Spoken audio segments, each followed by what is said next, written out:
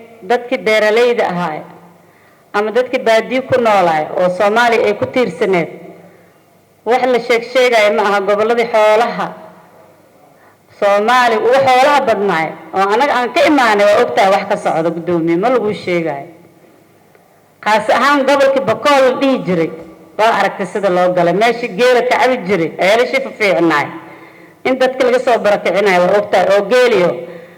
hadda dhalay la qalay oo la leeyahay daba haysto dadka dilay maalintii aan baarlamaanka nala soo doortan hadda aan ku soo noqon ilaahay hadda arintaas waa ka hadleynay wax laga qabanayno uma jeedno maalin walbana ciidan la qora oo meesha ciidanka dharaaran in ciidanka la hubeeyo oo dadka gurmadka noogu imaaday iyagoo ay baadiyi aadaan ay xoreeyaan la isku ogaay ciidamada noo imaaday magaalooyinka iska fadhiyaan kuwaani magaalooyinka fadhiyaan marka geeli ebraan bixiyo waxa la leeyahay dad al-shabaab dhameeyay al-shabaab nagu soo duulay oo Soomaali ku hadlaayeen miya ma dad cirka ka soo dagay oo af ku hadlaynina wixii waxay yihiin ma ogin eelashi geel ka cadaayeen waa ebr wala soo barakicina leeyahay dadkeena waa ku inta dhooban haddaan kuwan la celinin oo iyaga la hubaynin oo iyaga falaartiin qaati imriidkiin aan la dhahin oo dajin loo sameeynin dhulkeena waa ebr wax jooga lama yaqaan dad wadankii aa ogeed eelashi aa ogeed aata ka soo bilaw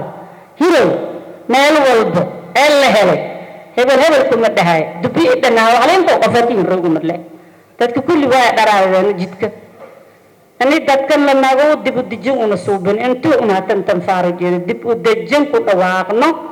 gabdhahaas ilmihiina wax u gata nimankan aan dhahno macuslee ishubeeya dalab tuut magaaladiina iyo duurkiina xoolihiina badbaadsada ya waxa socdo dagaal wadareed in la dhahawaay because xoolayo la qalay wadaraana la tusay dadka anaka ma cunaay anaga aan iska celina ayaga naf isbeeramay qabaan aan iska celin dadkan aan gees galino waxay anab sheegays waarun cabsiya socoto ciidanka meel soo gala waa xureyna markoo ka soo baxana qof joogaba malaga waxa la rabaa dib u dejin ciidanka meesha qabtaba inay ka dhacdo beeraha kuwana waa abuur waa waraab oo webiga lagu waraabay kuwa lagu waraabinayo horta balaayada u timid ayagana NGO markay diyaar soo noqdaan aadanimo yaanbood webiga soo furayaanba oo ayagana NGO lacagtaas ku raadinay waa waray webiga soo furmaan leeyahay oo dadka meeshaas waa laga gumaadaya dadkaas ciidan gooni in loo sameeyo oo daraawish oo kuwaas celinayo deegaanka la dhahay ebra laga dhigay dadka webiga degay saas waxay soo qaxayaan habeenkii loo guda waa la soo qaxina waa kuwa inta noo dhoomo kuwa waraabkana eelasha la soo jafa geeriya laga qalqalana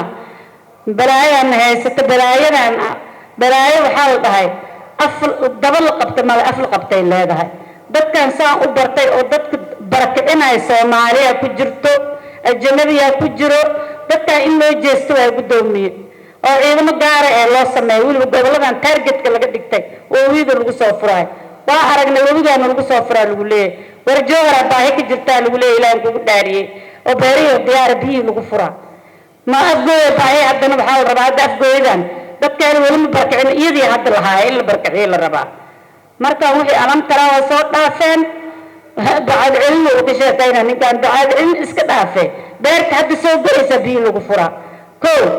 abuurka anaga maxaa abuurna lagu keena beeraleyda waa noo baxay abuurka ma dhalayska oo duurka lagu keenay oo leeyahay beeraleyda la siinana ma rabno wasiirka beeraha maalinka u tiimaanay ani ma hadlin laakiin waa maqlay hadalkiis